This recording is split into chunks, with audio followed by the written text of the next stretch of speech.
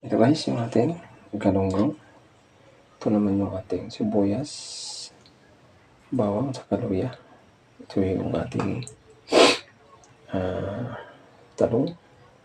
Yan yung ating suka, toyo. Ito yung toyo, ito yung ating suka. Yan, seasoning natin. Yan. Yan yung nagek. Saka paminta natin. Kunti na lang. Yan po guys, yung ating sangkap. Yan. Gagamitin natin sa ating paksiw na galunggong.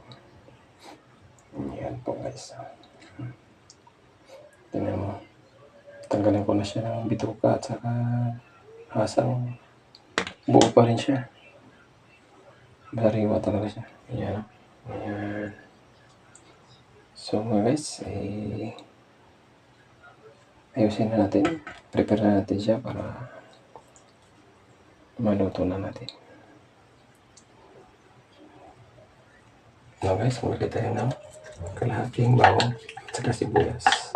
Yan natin sibuyas, yan yung ating bawang, saka luya. Yan. Yan, maglagay tayo ng dahon guys, ng laurel. Yan po. Pampabango. So next natin guys, yung ating isda. Yan.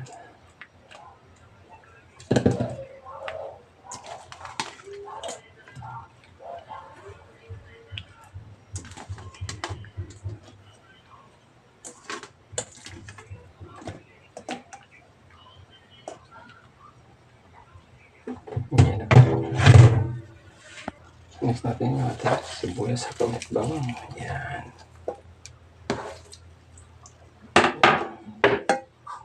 Okay. Next natin itong ating talong.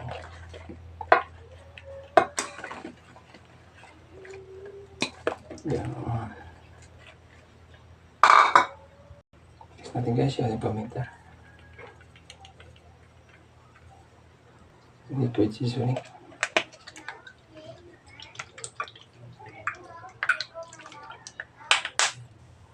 Ating magic.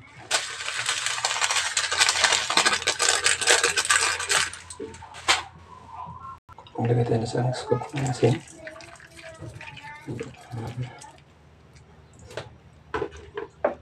Maglagay tayo ng suka.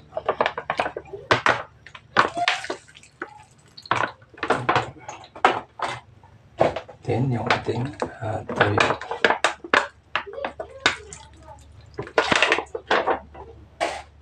Saka yung ating mantika. Yan. Mag-addition tayo ng tubig para di siya ganong maalat. Yan.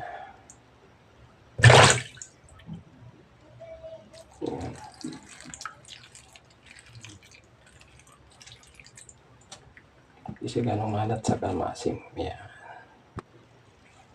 Okay mga guys, itong aking adobo. Gustong-gusto ng anak ko kasi sa amoy pa lang mabango na.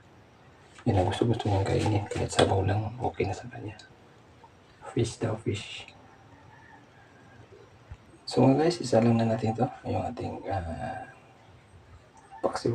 So yan na guys, hintayin lang natin siyang kumulo. Then, tikman natin para timpla natin ulit ng panibago.